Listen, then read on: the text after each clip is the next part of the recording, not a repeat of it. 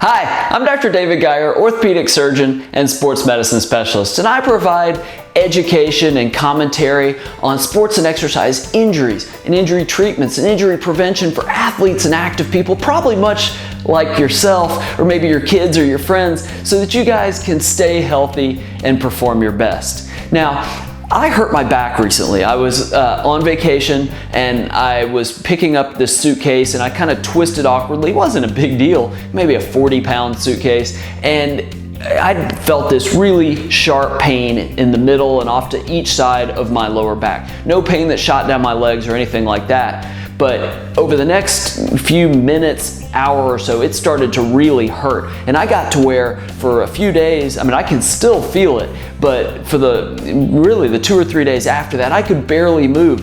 Getting up from my stool in clinic was difficult. Sitting down at the computer to type the notes was just brutal. And the scary thing was that's the second time I've done that. Many years ago, 7, 8 years ago, I stood up awkwardly from a chair, felt this sharp pain in my back, and for 9 days I had the same type of thing. I could barely move. I was just miserable.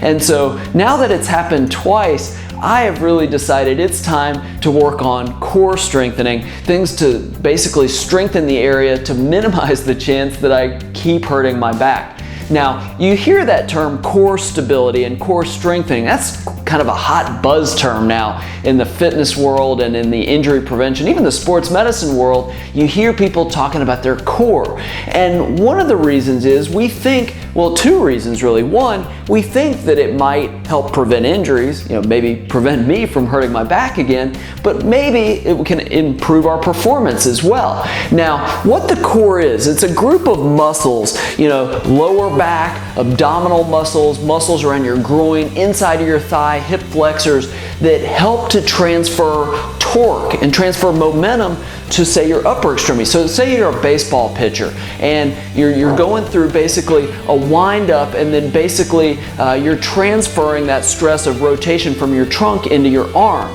By having those muscles be strong and stabilize basically the midsection of your body and your trunk, then that all moves as one, so that you basically can have your shoulder and your elbow in the right position and maximally transfer that force, that stress, and better velocity. Also, though, you have core weakness.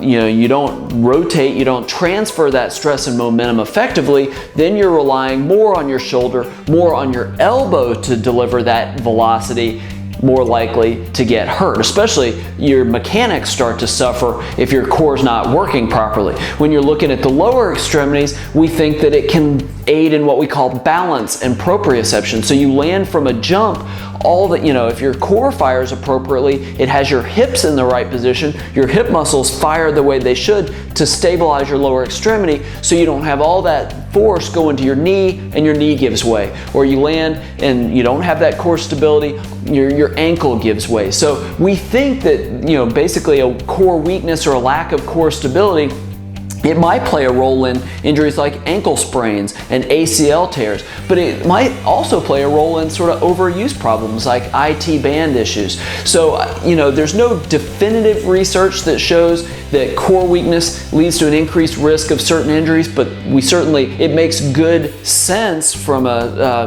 musculoskeletal standpoint. And again, there's no proof that doing core stability exercise will definitely prevent injuries. Again, we think that it's helpful, and we've added it actually to a lot of the rehab programs as people are overcoming injuries and are trying to get back to sports. We add core stability into the later phases of rehab, so we think that it's generally a good thing. But even if you've never suffered an injury, adding core stability might be a good idea. I hate it. I hate doing ab exercises and lower back exercises, but I think there's pretty good reasons to do these. And you can learn to do some, basically on your own. You can do exercises. If you go online, you can find a lot of core strengthening exercises, but you can do plank, you can do supine bridges or side bridges. You can get one of those big Swiss balls, those big round balls, lay it on the ground and do your dumbbell presses or your military presses by sitting on that ball or laying on that ball while you do it. So you're working your chest, you're working your shoulders, or you're doing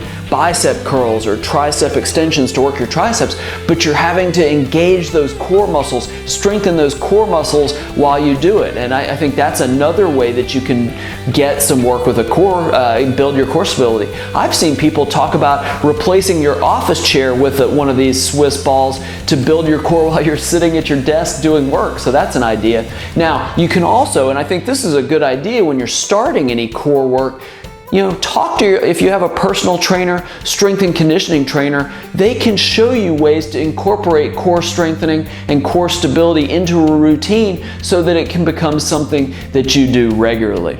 Now, do you do core work on a regular basis, or have you been told you need to? Or are you a sports medicine professional or a personal or strength and conditioning trainer? Do you think core stability is important? I'd love to hear your thoughts. So below this video, share your experience, share your thoughts on core stability. I'd love to read them, and I'm sure other people that work in this industry or that deal with these types of problems would love to hear your thoughts as well. Now, I record a number of these videos every single week. So if you like information on sports and exercise injuries and injury treatments and injury prevention, subscribe to my video channel and I can deliver this type of information directly to you.